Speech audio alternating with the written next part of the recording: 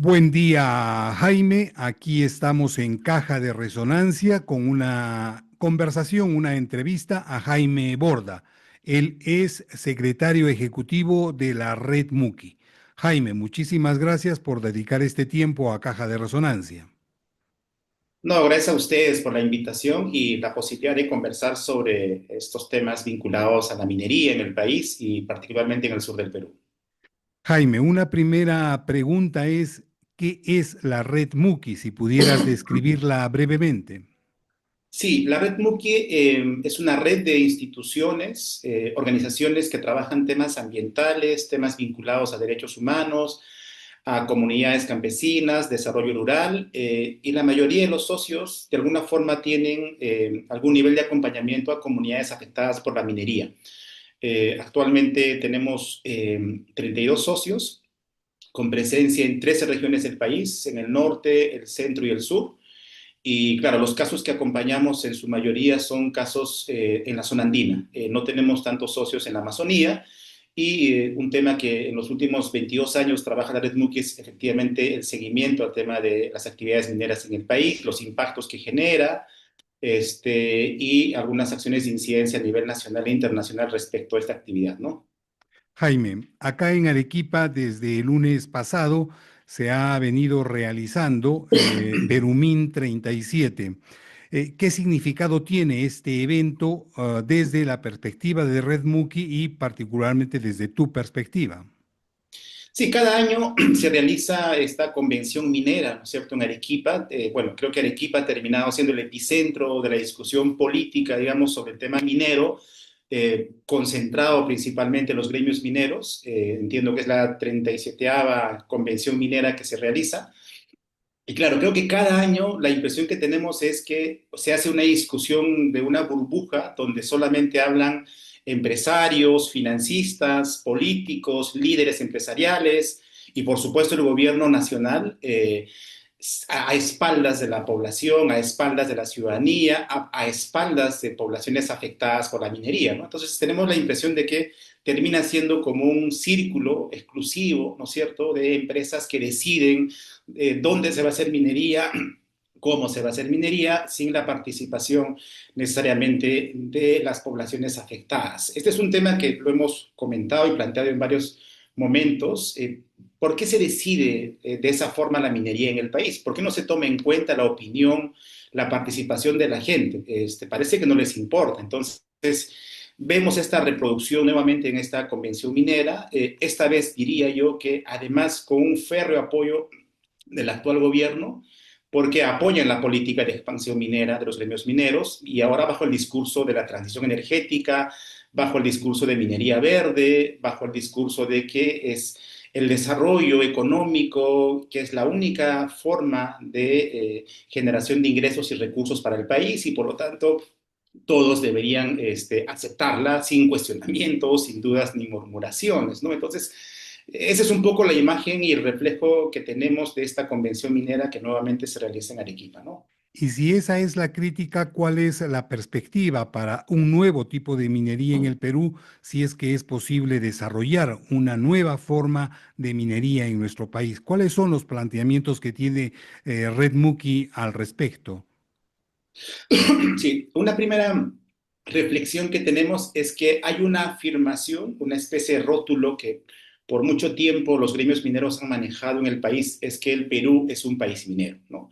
Nosotros cuestionamos esta visión porque el Perú es mucho más que un país minero, es un país mega diverso. Entonces, centrar en una sola frase esta idea de Perú país minero, digamos, encasilla la discusión y no se abre, obviamente, el debate sobre cuál es el rol realmente de la minería en el país o cuál debe ser el rol de la minería en el país.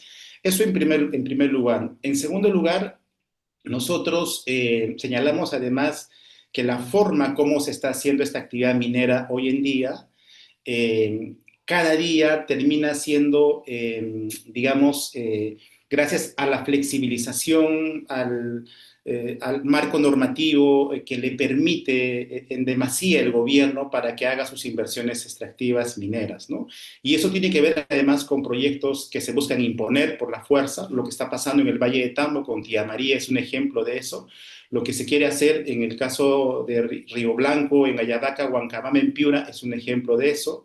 Lo que se quiere hacer con el proyecto Algarrobo, también en Piura, en el Valle de Tambo Grande, también es un ejemplo de eso. Entonces nosotros decimos, no se puede hacer minería donde sea y como sea. Se deben respetar aquellos valles agrícolas, aquellos valles fértiles, como los que he mencionado, pero en esta nueva premisa de la expansión minera en el país, no importa eso, no importa una postura crítica, no importa ni siquiera la opinión de la gente respecto a qué piensa la minería en el Valle de Tambo, cuando ahí está comprobado, y ustedes lo saben, que es una actividad económica muy, digamos, alternativa y que genera movimiento económico, da trabajo a miles de personas en el valle, pero a pesar de eso se impone al costadito un proyecto minero. Entonces, digamos, nuestra visión es que no se puede hacer también minería donde sea y como sea, ¿no? Jaime, al respecto, ya que estamos hablando sobre Tía María, un poco lo que llama la atención es que un proyecto de inversión relativamente pequeño, lo que se va a invertir en Tía María son aproximadamente 1.500, 1.800 millones de dólares. Si esta inversión la comparamos con otros proyectos grandes como Quellaveco o Las Bambas, es verdaderamente pequeño, ¿no? Pero sin embargo, el empeño tanto de la Sauder como del gobierno por sacar adelante Tía María, ¿qué hay detrás de ello? ¿No? ¿Por qué tanto empeño? ¿Por qué tanta porfía desafiando la protesta social, desafiando el rechazo de la población del Valle de Tambo respecto a este proyecto? ¿Cómo tú evalúas qué es lo que estaría detrás de esta actitud porfiada por sacar un proyecto que a todas luces afecta al Valle de Tambo, se encuentra con el rechazo de la población y no es bien visto pues aquí en la región de Arequipa? ¿Qué es lo que Sí, hay detrás? sí, yo creo que hay un primer elemento que hay que mirar que tiene que ver con, digamos, con un mensaje político de los gremios mineros, ¿no? Es decir, nosotros podemos hacer minería donde queramos y como queramos, ¿no? Es decir, y eso incluye valles agrícolas fértiles como el Valle de Tam, porque recuerda que en el caso de Conga, donde el proyecto Conga no ha salido por rechazo de la gente, recuerda también que tenemos el caso de Río Blanco o el caso de Tambo Grande, donde hace muchos años atrás la gente a través de consultas vecinales, consultas populares, han dicho no a la minería. Este mensaje para muchos gremios mineros era como el bloqueo de la inversión minera. Y me parece que en el caso de Tía María pretenden aleccionar, señalando que no importa que la gente se oponga a la minería, no importa que haya consulta popular, consulta vecinal o consulta previa, nosotros podemos hacerlo por la fuerza, podemos esperar el tiempo que queramos y podamos hacerlo. Por lo tanto, Tía María abre otros proyectos cuestionados. Por eso decíamos que si se hace Tía María, se van a abrir también otros proyectos que han sido cuestionados a lo largo de los últimos años en nuestro país. Eso en primer lugar. En segundo lugar, yo creo que además, en el caso de Tía María, como lo hemos estado denunciando desde Red Muki, en el caso del exministro Rómulo Mucho, hay intereses económicos de por medio. Me parece que se han empeñado palabras, compromisos y negocios para que ese proyecto salga. Recordemos que, por ejemplo, el ministro Rómulo Mucho tiene empresas que invierten en el sector minero, provee servicios, y se ha revelado en Hildebrand en sus 13, a través de Red Muki, que tiene empresas que trabajan directamente proveyendo servicios a mineras, y en el caso de Tía María se comprobó que tiene también servicios ya comprometidos para esta actividad. Entonces, de por medio, además, en esta lógica de puerta giratoria que se practica en el país, ministros que trabajan en empresas mineras van a ser ministros, habilitan proyectos, regresan y se benefician del mismo. Entonces, creo que de por medio hay estos intereses económicos, empresariales, negocios en los que transitan muchas autoridades que entran, por ejemplo, al Ministerio de Energía y Minas, ¿no? Entonces, también me parece que hay de por medio este tema, ¿no? Hablando y volviendo a lo que es Perú-Min 37 y de repente relacionándolo con lo que próximamente se va a realizar en Lima, el CADE 2025. Aquí se ha tenido a un invitado, entre comillas, especial, principal, que no es nada más o que no ha sido nada más y nada menos que Mauricio Macri, expresidente argentino, cuestionado en la Argentina por sus actos de corrupción, por el endeudamiento en el cual ha sumido a la Argentina nuevamente y por ser el actual soporte de el gobierno de Milei.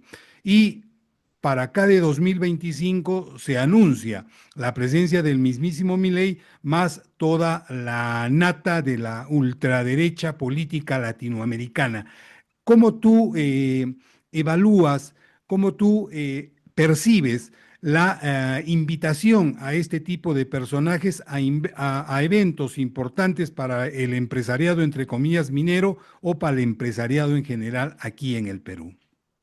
Sí, es una pregunta bastante interesante porque, claro, uno se pregunta, ¿y por qué están invitando a estos líderes políticos de otros países? La pregunta es, ¿no hay acá? Esa es la visión de liderazgo político que quiere proyectar el empresariado peruano. Es decir, nos proyectamos a la figura de Macri, la figura de Milei. Es decir, ¿cuál es el proyecto político de los grupos empresariales en el Perú? ¿Son estos políticos? Entonces, uno se pregunta, los empresarios en nuestro país, incluidos los mineros, digamos, a qué proyecto político, digamos, apuntan con sus negocios o solo quieren hacer plata por hacer plata. Me parece que no tienen un proyecto político ni siquiera en el país y solamente buscan lucrar con sus negocios que tienen. Eso incluye, obviamente, el sector extractivo minero en el país. La única forma de explicar es eso, ¿no? ¿Por qué se invitan otros actores que son además de facciones de derecha, ultraconservadores, ¿no es cierto? El caso de Milei es, yo diría, el absurdo inclusive, por la forma como aborda la política en su país. Y claro, entonces es la única explicación que yo encuentro, ¿no? Se invita eso para fortalecer una imagen, digamos, de una derecha que hace lo que quiere, ¿no? Entonces, eso me lleva a la siguiente pregunta que decía hace rato, ¿no? Entonces, no tenemos un proyecto político de estos empresarios peruanos que siempre hablan de desarrollo económico, es decir, hay que hacer negocios por hacer negocios sin visión de desarrollo del país. Me parece que es muy pobre, digamos, su reflexión política para hacer este tipo de invitaciones, ¿no? Entonces, yo por ahí Jaime, interpreto eso, ¿no? ¿y no crees que eso empata con lo que tú señalábamos y tú y conversábamos respecto a Tía María, que ellos quieren demostrar que no les interesa lo que piense la población, no les interesa alcanzar un consenso con la población, para ellos es ejemplificar que el proyecto Tía María sale sí o sí? Y en tal sentido, eso requiere un modelo político autoritario, eso requiere un modelo político al estilo Milei, al estilo Bolsonaro, al estilo Bukele, al estilo Trump. En ese sentido, no habría un nivel de relación entre ese tipo de Estado, de sociedad, de ejercicio político que pretende, en este caso, por ejemplo, la minería y la gran minería, ejemplificado en Tía María con la presencia de personajes antidemocráticos, autoritarios, dictatoriales, como los que han venido a Perumín y los que van a ir a CADE 2025. Sí, sí, es totalmente correcto, ¿no? Es decir, el gran empresariado peruano, ya sea nacional o internacional, abraza obviamente este tipo de posturas políticas con Milei, con Macri, seguramente con los que gobiernan en Latinoamérica con la tendencia de derecha conservadora, ¿no? Como lo que está pasando en Ecuador en este momento, por ejemplo. Entonces, claramente están decidiendo abrazar este tipo de modelo y de modelo, digamos, conservador, autoritario que estamos conversando. Y por otro lado, es una confirmación de que este empresariado peruano ratifica, avala lo que este régimen de Boluarte hace en nuestro país, ¿no? Entonces están de acuerdo, por eso que buscan aliados parecidos, ¿no? Que en el fondo su proyecto político, creo yo, tiene que ver con hacer negocios, hacer plata, la impunidad, la corrupción, ¿no es cierto? La visión de país, si uno piensa en política en términos positivos, digamos, ¿qué visión de país quisieran apuntar ellos? Me parece solamente lucrar, impunidad y hacer negocios como lo están haciendo. Entonces sí, tiene asidero, obviamente, porque están abrazando esa forma de gobierno, esa política que tienen también el gobierno, en este caso, de Argentina, por ejemplo, ¿no? Entonces, sí, me parece correcto también esa apreciación, ¿no? Jaime, el otro gran problema, la otra gran interrogante alrededor de la minería es lo relacionado a la minería artesanal, a pequeña escala, informal o ilegal en algunos casos. Red Muki ha sacado una propuesta al respecto ya hace algunos meses atrás, algunas semanas atrás.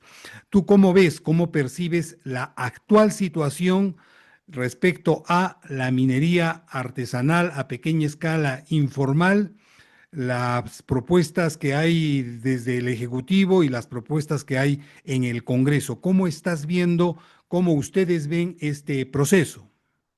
Sí, una primera cosa sobre esto es que quisiera partir un poco a propósito del Perumín, ¿no? Donde están reunidos los gremios mineros más grandes del país y del mundo. Es que hay una visión de este empresariado minero de que para ellos hay extractivismo bueno y hay extractivismo malo. Entonces, el extractivismo bueno son ellos que hacen negocios, que dicen que respetan las normas, que no contaminan y que generan desarrollo. Y por otro lado están los extractivismos malos, donde están los ilegales y que son las comunidades, ¿no? Entonces, sí, inclusive, no sé si han visto ustedes, está la campaña del colectivo Paz, ¿no es cierto?, que ha lanzado la Sociedad Nacional de Minería, Petróleo y Energía, y ahí se acusa, ¿no es cierto?, que todos los que están del otro lado en la pequeña minería son ilegales y casi igual criminales. Pero ¿quiénes son los rostros de esta actividad? Son poblaciones del interior del país, son comunidades campesinas, son rostros indígenas. Entonces, hay una visión, yo diría, clasista y racista de el gremio empresarial formal cómo vea esta actividad. Yo no estoy avalando con eso la actividad minera ilegal, pero me parece que hay que distinguir y no generalizar, ¿no? Cuando yo decía al principio, por ejemplo, esta visión que vendió por muchos años los gremios mineros de Perú, país minero, resulta que un comunero en Apurima, en una comunidad X, dice, si somos país minero, yo también puedo ser empresario minero, ¿por qué no puedo hacer? Entonces, cuando quiere hacer minería artesanal, digamos, entre comillas, de forma buena, no puede avanzar con su trámite porque todo está concesionado, porque los trámites son engorrosos, porque todo se bloquea en el trámite burocrático que hay desde el Estado. Entonces, cuando se cuestiona eso, el discurso de la gran minería es, no, la gran minería, minería país, era solamente para nosotros, para los Roque Benavides, para las transnacionales. Eso está bien, pero si lo hacen ustedes, son criminales. Entonces, esta visión del empresariado que está diciendo que la actividad minera artesanal, informal y lo otro, lo hacen los malos. Quiero partir de esa idea porque esa lógica, esa forma de pensar no permite comprender lo complejo del problema. ¿Por qué? Porque la problemática MAPE de la minería artesanal y de pequeña escala en el Perú es diferente en el norte, es diferente en el centro, en el sur, es diferente en la zona andina y en la amazónica. Madre de Dios es un ejemplo de total abandono del Estado, ¿no? Ahí hay mafias, economías criminales, hay bandas criminales transnacionales invirtiendo en minería. Ahí el abordaje debe ser otro, claramente. Lo que está surgiendo en el sur del Perú, en Cusco, Apurímac, se habla de minería artesanal, popular, comunal, comunidades que han optado por hacer esta actividad porque la gran minería, las bambas, Hatbay, entre otros, dicen no nos dejan ganancias ni nada a nosotros, hemos decidido hacerlo nosotros. Ahí la discusión va por otro lado, va por una reivindicación inclusive territorial, ancestral, comunal. ¿Que tienen que hacerlo dentro del marco de la ley? Por supuesto, pero para eso el gobierno debería pensar en cómo se formalizan de manera correcta. Y ahí viene un poco la visión del Estado, ¿no? Es decir, ¿qué es lo que ha hecho el gobierno central hasta ahora? Patear el problema, desentenderse el problema, ¿no es cierto? Y el Congreso lo que ha hecho es operar para algunos sectores de este grupo de la pequeña minería. Dentro de ellos están informales, por supuesto, también hay ilegales, y han estado ampliando el reinfo casi indefinidamente, porque eso les convenía, porque el reinfo finalmente se ha convertido en un mecanismo, digamos, que les ha permitido seguir operando a muchos ilegales e informales dentro, digamos, de un espacio desconocido, ¿no? Donde muchos ya operan casi como mediana minería. Entonces, el Estado, lamentablemente, el problema lo sabía, lo conocía, no lo ha abordado a su debido tiempo, ha pateado el problema y ahora estamos en un momento muy complicado. ¿Por qué? Porque a la par los gremios de mineros artesanales se han organizado, hoy en día son un actor político relevante, tienen influencia en el Congreso, Así se es. han bajado ministros, se han bajado a Rómulo Mucho, tienen capacidad de influencia en el Congreso, son un actor social relevante también porque tienen capacidad de bloqueo, han hecho movilizaciones. Y también es un actor económico con mucho poder ahora. ¿Por qué? Porque manejan, según información, digamos, que se conoce desde el gobierno, mucha más plata que narcotráfico hoy en día, estarían moviendo mucho más dinero que narcotráfico. Entonces estamos hablando de un actor que hoy tiene fuerza, tiene poder político y poder económico. Entonces han permitido que pase eso y ya no pueden negar el problema. Entonces me parece que el Estado hasta ahora y el mismo Congreso no tienen claridad de cómo van a resolver y avanzar en ese problema. Nosotros desde Red Muki hemos planteado algunas salidas, porque es cierto que nosotros hemos dicho que primero no hay que generalizar ni estigmatizar a todos, es decir, no meter en el mismo saco a todos. Hay que comprender por territorio, por actores, caso por caso la situación. En segundo lugar, tenemos que pensar el problema desde la perspectiva de ordenamiento territorial, es decir, no se puede hacer minería donde sea y como sea, y eso aplica para la gran minería, pero también para la pequeña y la artesanal.